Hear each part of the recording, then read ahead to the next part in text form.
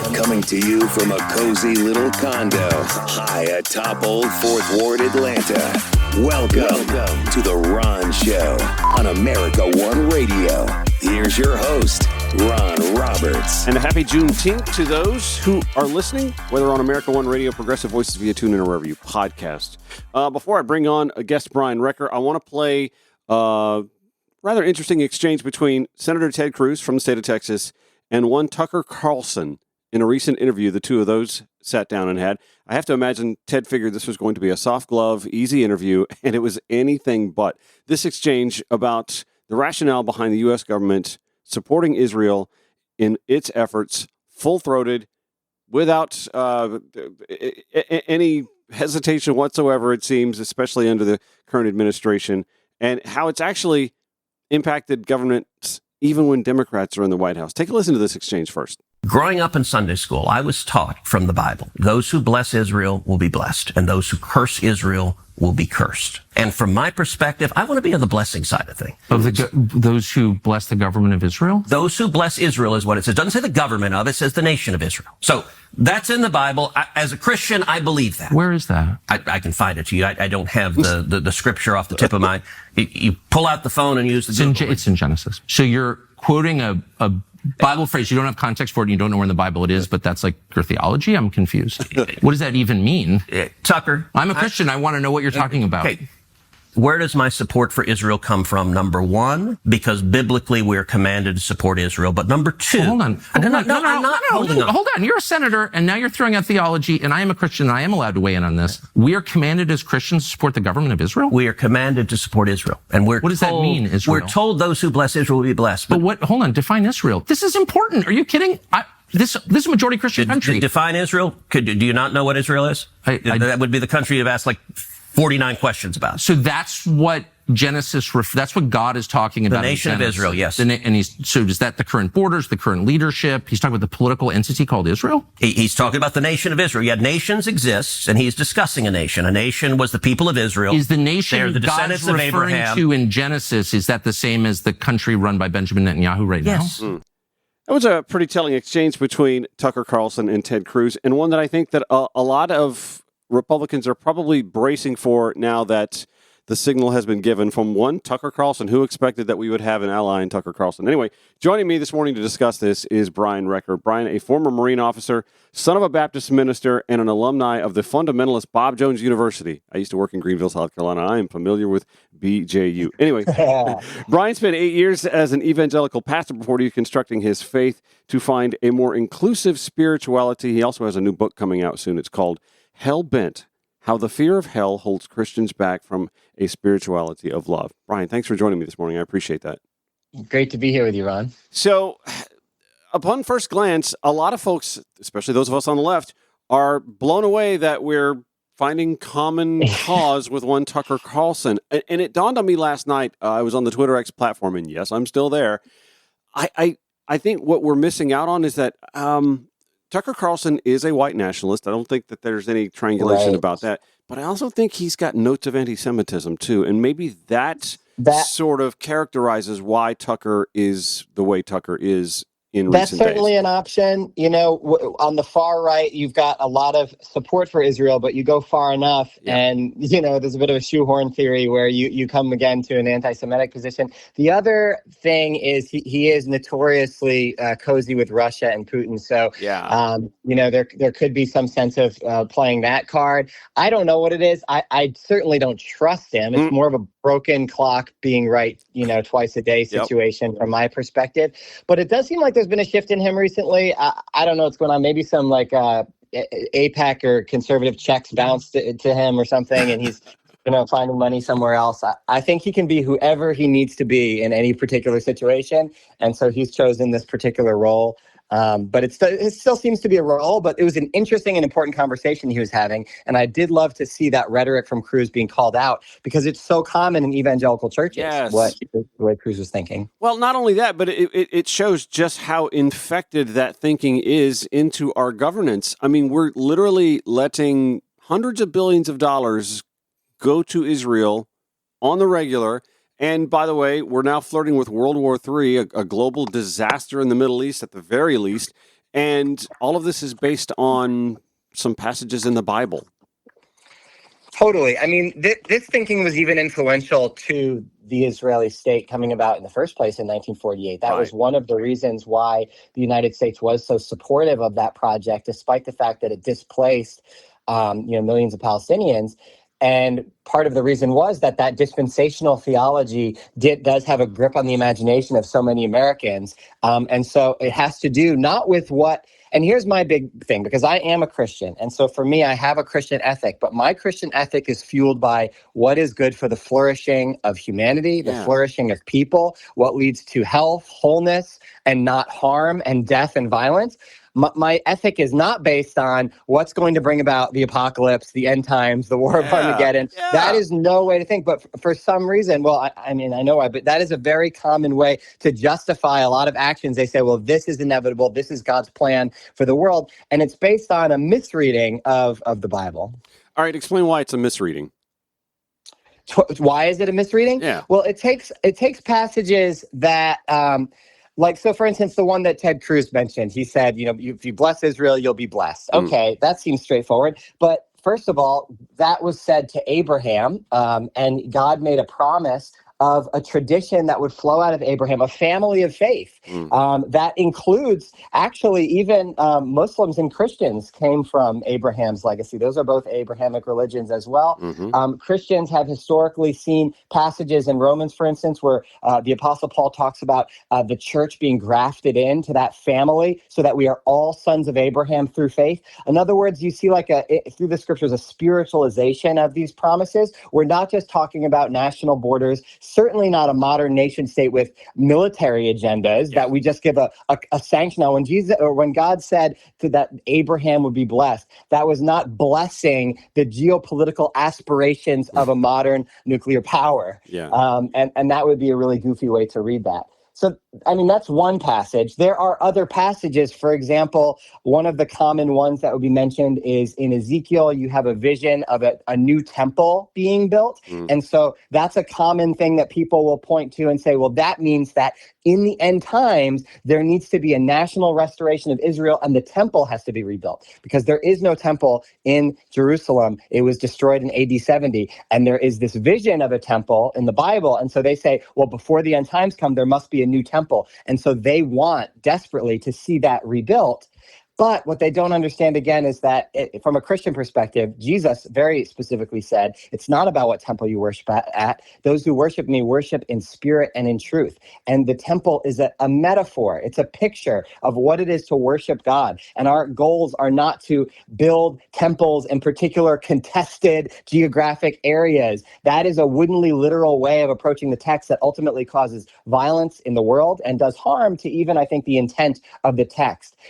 So when you approach the Bible in this very woodenly literalistic way, you don't see metaphors, you don't see any spiritual truth. You're just looking for signs in the world. It'll often lead you astray. That's pretty profound. I usually combat someone who tries to hang on to that sort of dogma in such a literal fashion and ask them, well, then why do you wear fabrics from this cloth? Or, why do you enjoy seafood? Why, all of the little things that, I'm a gay man, so I come back to a lot of those tenets that they adhere to one and not the other, or others, I should say.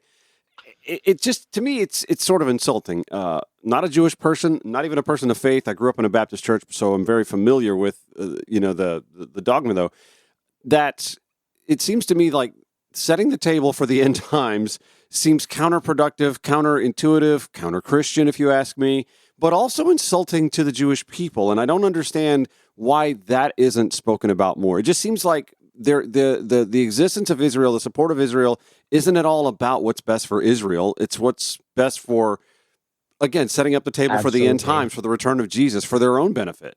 Right. They ultimately think, and this, I can't speak for all Christians or even all evangelicals, but in terms of the dispensationalist Christians who are likely to really give just a pure sanction for, full-throated support for anything Israel does, what they actually think is that after the full restoration of Israel and them kind of acquiring all this land, rebuilding the temple, they believe that a bunch of Jews, millions of Jews, will actually convert to Christianity. And so that is kind of insulting in and of itself, is we're supporting you so that we can ultimately convert you. So it's support with the intent to change and ultimately dominate and place Christianity, not Jewish people, but Christians at the center of history and in that role of dominator. And I just think whenever you're trying to think of to jockey for dominance in some sort of global hierarchy, I think we've really moved away from the way of Jesus. We're with Brian Recker, public theologian, speaker, former Marine, former pastor, and author of the forthcoming book, Hellbent, How the Fear of Hell Holds Christians Back from a Spirituality of Love. We'll pick up on that conversation when the Ron Show returns on America One Radio, Progressive Voices via TuneIn, or wherever you podcast. Follow The Ron Show on your preferred social media platforms at Ron Show ATL. Brian Recker, my guest. He, of course, with a huge Instagram following at B.E. Recker. His Substack as well. Beloved former Marine, former pastor, author of the forthcoming book, Hellbent, How the Fear of Hell Holds Christians Back from a Spirituality of Love. My thanks to him for joining me for this conversation.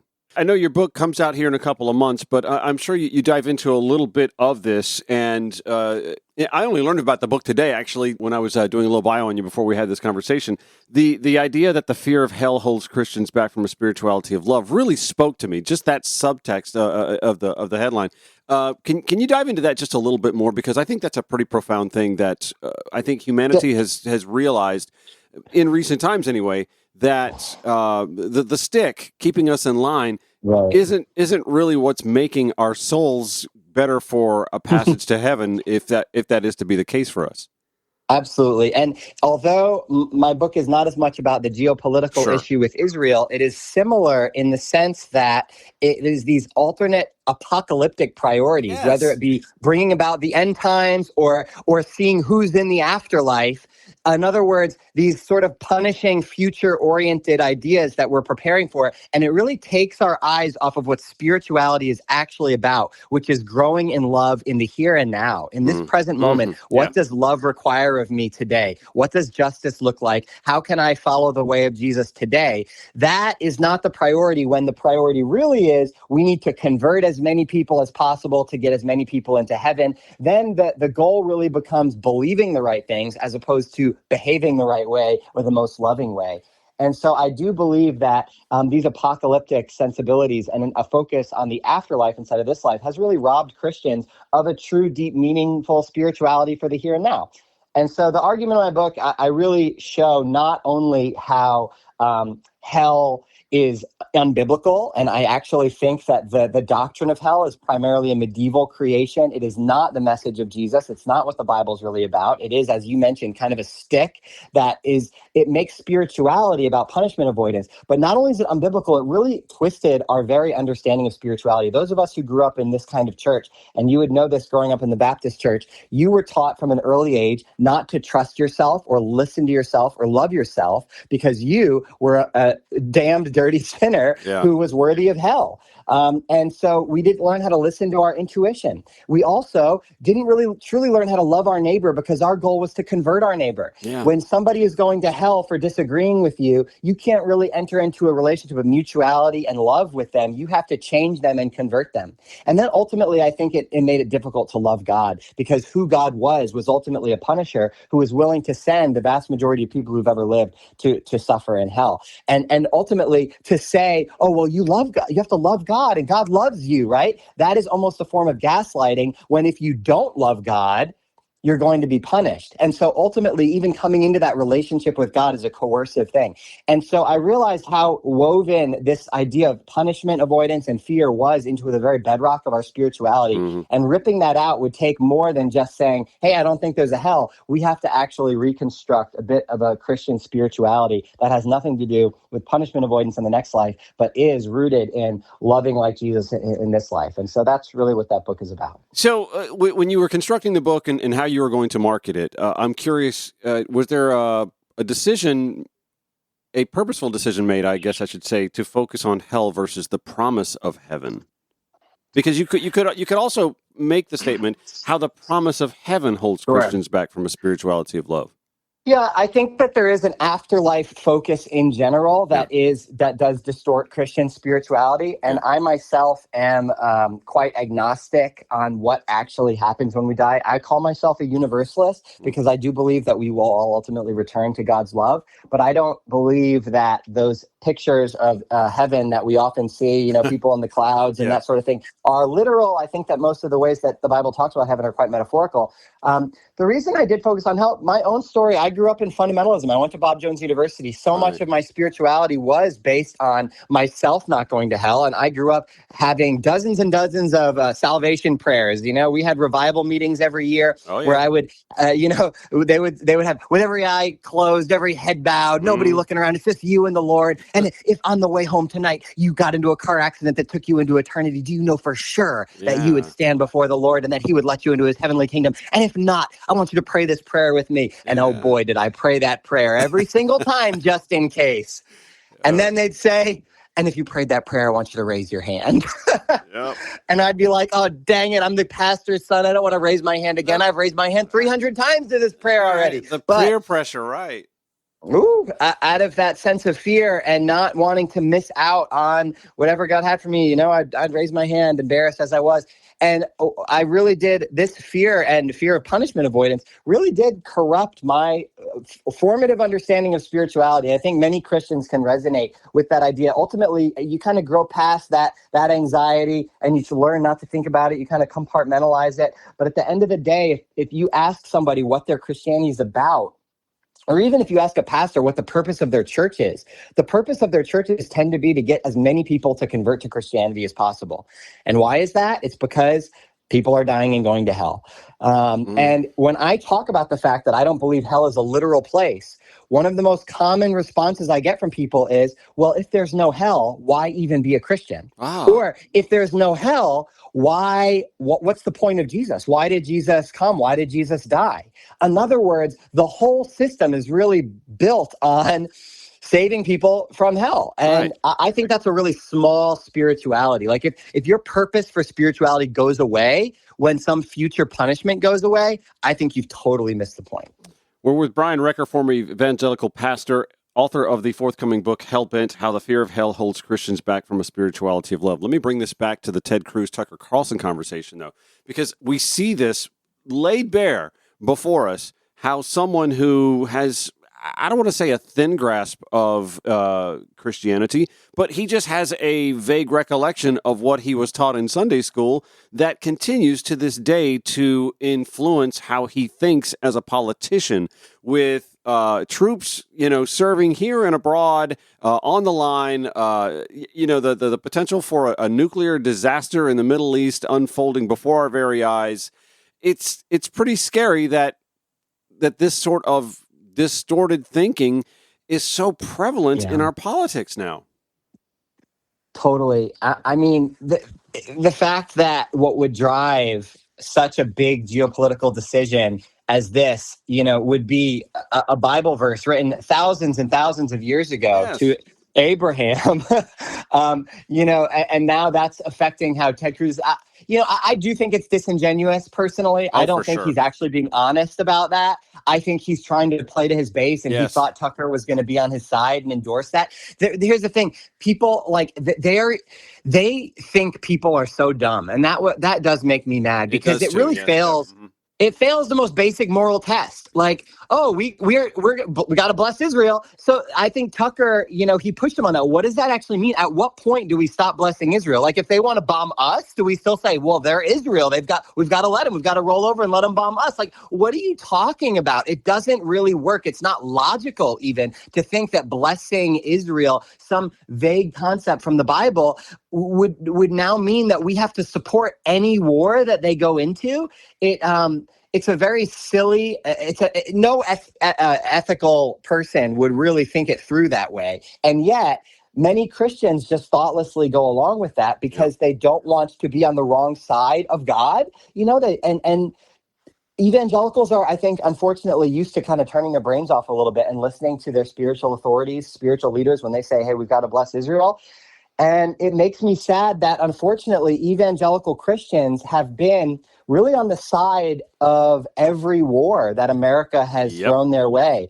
And they tend to be, even when Vietnam had lost massive support amongst Americans as a whole, the last group to be really full-throated in support of Vietnam when everybody else was losing support was still the American evangelical Christians. They tend to be on the side of war because they're often easy to manipulate with stuff like this, to just say, well, you've got, if it was, now it's Iran, then it was the communist boogeyman of Russia, and these communists they're godless, they're atheists, and we can't let them, people are dying, going to hell, we can't let the atheists win, right? And so I just wish Christians weren't so easy to manipulate with these things. And I think if we had a bigger ethic that wasn't just about our team winning, our team dominating, but actually about what does flourishing look like in this world, what leads to peace, I think we would make better decisions. We're with Brian Recker, who is a former evangelical pastor, and he's explaining why we need to stop worrying about hell and start focusing on love. And listen, I'm always surprised when people come to me after a conversation like you and I are having. I thought you were an atheist. I am, but I completely understand where a man like Brian Recker is coming from. I want to ask, speaking of manipulation, I'm going to take a quick break because I got a hard break here at the bottom of the hour. I'm going to give you just a few more minutes here. Speaking of manipulation, I want to talk about Donald Trump and how I believe he's manipulating evangelicals as well. This is The Ron Show, America One Radio, Progressive Voices via TuneIn. This is The Ron Show on America One Radio. We're with Brian Recker, a public theologian, speaker, and writer on Christian spirituality without exclusionary dogma. His forthcoming book, Hell Bent: How the Fear of Hell Holds Christians Back from a Spirituality of Love. So in the aftermath of the Tucker Carlson, Ted Cruz interview, I reached out to him. In fact, I reached out to him months ago, and I'm sorry, you fell off my radar. There's been so much other stuff going on. It happens. But I'm so glad we connected because I enjoy a lot of the stuff that you post on Instagram. It's refreshing to hear. It's something that I think I would love to see piped into a lot more of these Protestant churches throughout the South. I grew up in the Baptist church. I married into, get this now, as a gay man, I married into a Congregational Holiness church. My ex-father-in-law is a Congregational Holiness minister in rural Georgia. So you married and was that a heterosexual marriage? No. I married a gay PK.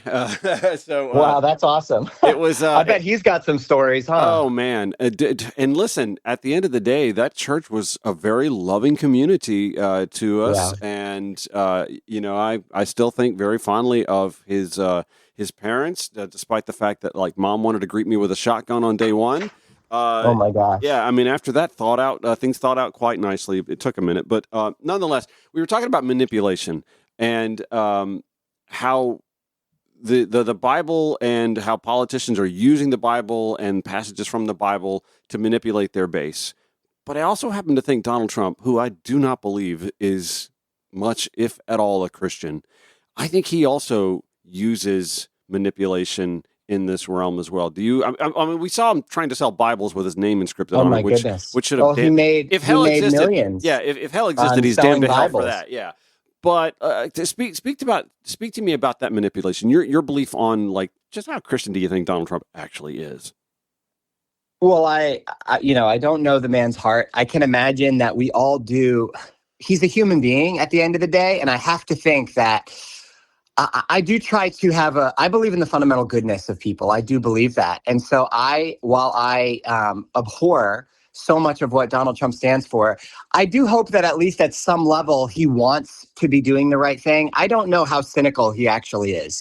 I know that he does manipulate people. I mean, that's really what the art of the deal is all about. That's his whole, even projected image is that I'm a manipulator who I get whatever I want, right? Yep. And so he'll say and do anything necessary. And even evangelical Christians will admit that when he came into the race, he had no Christianity about him. Right. They like to say he's a baby Christian, he's just coming into this. And so they'll excuse anything he does as, he's kind of learning. He's on his Christian training wheels still. But it's been very obvious for a long time. I mean, he's said things like, I don't ask for forgiveness. Why would I need to do that? Which, of course, is kind of the entry gate for becoming a Christian in the first place, is admitting some sense of a need for forgiveness and a willingness to forgive others. He doesn't seem like someone who really is able to forgive others either. He's a very resentful and bitter person. Yeah. And so there's not a lot of fruit of the Spirit in his life, certainly. But the reality is that Christians are used to, in America, evangelical Christians are used to having sort of authority figures be dominant bullies. And violent masculinity has been revered for a long time within evangelicalism and excused. It is interesting the kind of excuses people will make for the bully that's on their side. And even though this looks nothing like Jesus, they will often point to pictures in the Bible where these things do happen, right? But Jesus was often subverting some of those things. But yeah, do you have violent pictures of God in the Bible? If you want to excuse violence, you can use Christianity. You can twist Christianity to excuse violence, and they'll do that. So it does seem to be a bit craven. At the end of the day, you can see that this was never really about discovering biblical truth. It was always really about power. Christians, I think ultimately white Christians in America are experiencing massive demographic change. They're seeing their power slip away where they were once a majority. Now white Christians are no longer a full majority in that sense. And as a result, they see that power slipping away. They see culture changing around them, and they're really grasping any means necessary. So when they see someone like Trump come and say, I'm going to fight for you and be on your side, they're really willing to make massive ethical compromises in order to grasp that power back. Oh, for sure. I mean, the welcoming of the visitor, the guest, the immigrant is one such trope that they just completely have lost their compass on. It's one of the most consistent themes of the entire Bible. Not only are there over 100 individual commands and admonitions to welcome the stranger, welcome the foreigner, but actually in the Old Testament, the very identity of God's people is rooted in their identity as a stranger. First of all, God says, I did not choose you and love you, Israel, because you were the greatest of all people, but because you were the least of all people, I chose you and loved you. In other words, it was their very vulnerability that drew God's heart to them. God is always on the side of the vulnerable. And of course, with the Exodus out of Egypt, it was an enslaved and oppressed people that God chose to set God's love on to bring them out of the powerful empire. And then they wandered in the wilderness for 40 years. They were strangers and wanderers. And then God said to them, now I want you to always love the stranger as yourself. This is in Leviticus 19. Love the stranger as yourself, for you were once strangers.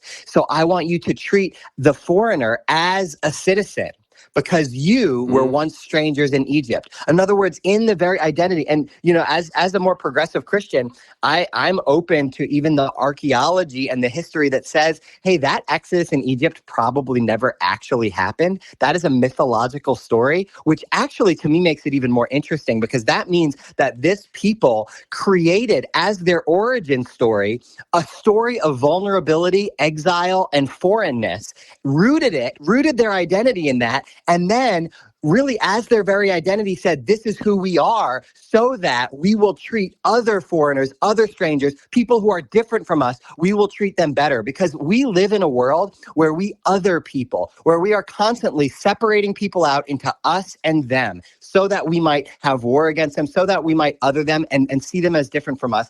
And they, as the people of Israel, in their very identity said, no, our origin story is that we were the strangers, we were the vulnerable ones. And so when we encounter vulnerable people, when we encounter strangeness, we are not going to say, you're different from us, you're out. We're going to say, we know what that's like. That's who we are too. And we are ultimately the same. So it destroys that binary and it communicates oneness. And that was really in the very identity of what it meant to be God's people. So this is more than just sort of a random commandment. This is really what it means to be following God, is to be the kind of person who says, I do not see us and them. I don't see strangers. I see neighbors. I see human beings. And so when we see that falling apart in this country, the massive othering, the massive scapegoating, which is rooted in lies, talking about immigrants, not only like they're not people, but calling them criminals where there is no criminality, when actually the reality is that immigrants, including undocumented immigrants, commit crimes at lower rates than the civilian population.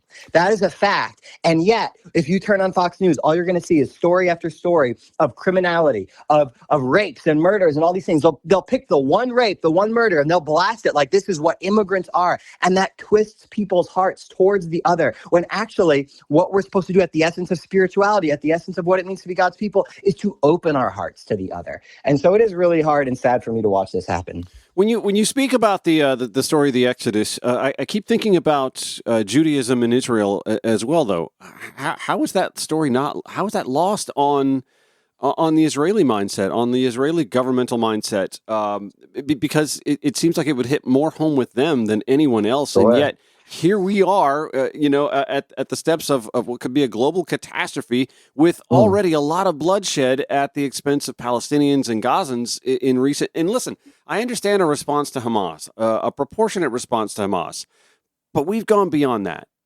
Oh my gosh, yes. How No, is that story lost on? How is that story lost on an entire faith? Well, I mean, look at the story of Jesus. That's been lost on American Christians. I think that ultimately Israel is an ethno-state that is consumed with fear and power. I mean, Netanyahu he's not too far off from a dictator. He's been in power on and off since the 90s. Yeah. We talk about this, it's the only democracy in the Middle East. Yeah. Then how come Benjamin Netanyahu's been in charge for like 20 years? What are you talking about? Right. No, I don't think that it's about, the ethos is not that thing of oneness and stranger love. And it's so easy to get our eyes off of those truths, especially when we're fearful.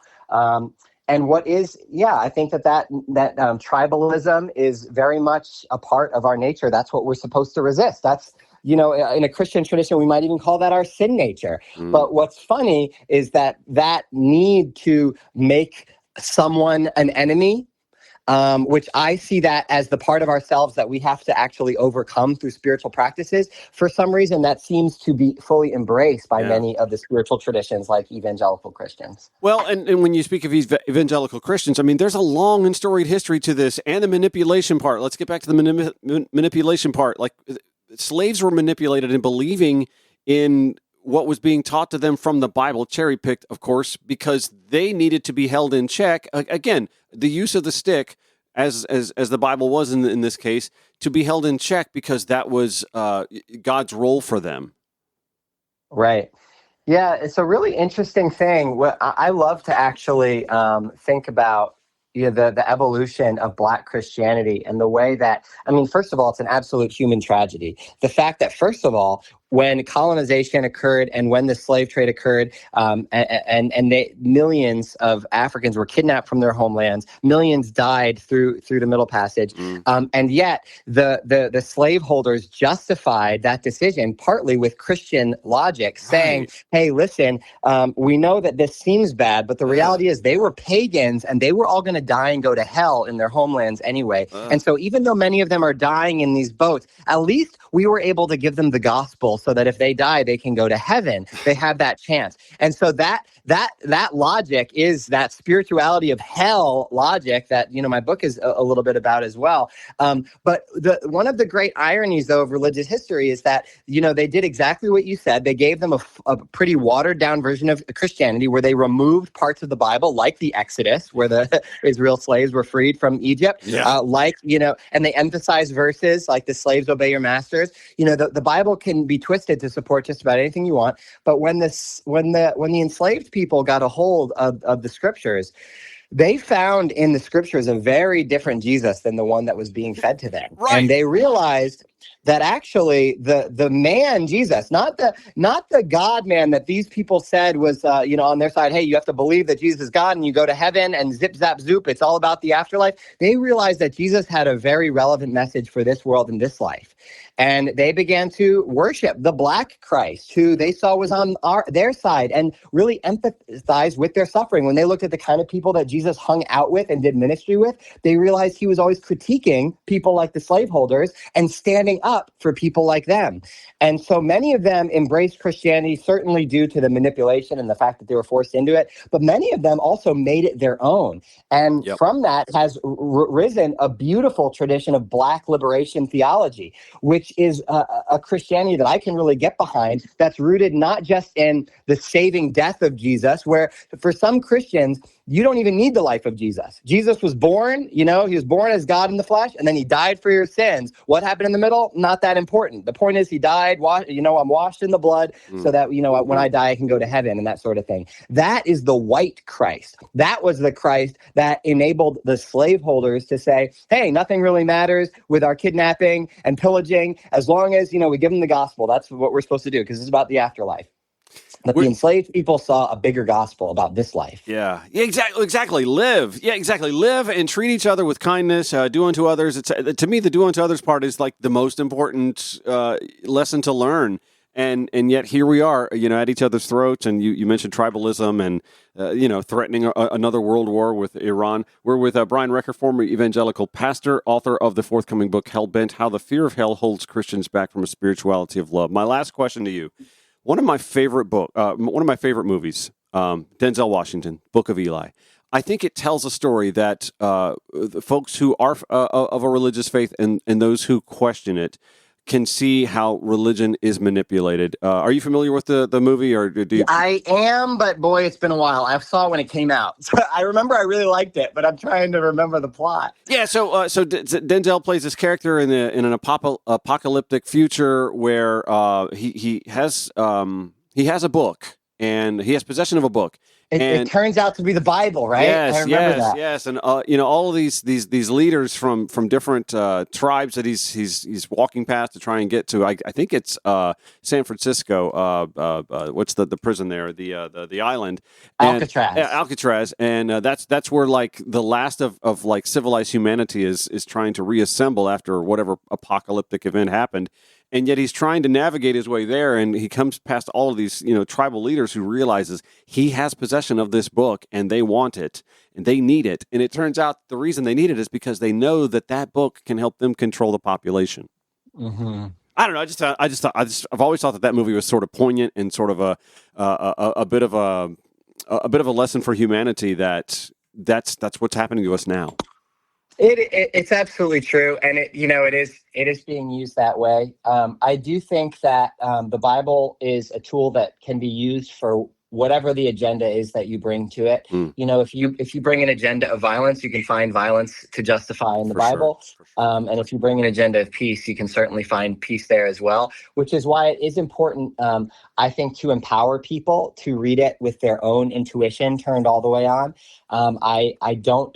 I'm not an inerrantist. In other words, I don't believe that the Bible is without error. And the fruit of that belief, one of my favorite theologians, Dr. Angela Parker, she wrote a book called If God Still Breathes, Why Can't I? And the argument in her book is that the inerrancy doctrine, that the Bible has no mistakes, has really been used to give authoritative credence to white supremacist readings of the Bible. In other words, they'll say, the Bible's without error. You have to believe what I'm saying because it's in the Bible. But it's really their interpretation of the Bible, which is often interpretation rooted in whiteness and domination and hierarchy and male domination, right? And they'll say these interpretations are without error is what they're really saying, when actually the Bible has been read in many different ways. So whenever somebody's telling you the Bible is without error, because the Bible contradicts itself. It says when somebody says the Bible says, my answer is always, the Bible says a lot of things, man. I think this is what you're trying to say. Right. Yeah. It really reveals more about the speaker than anything else.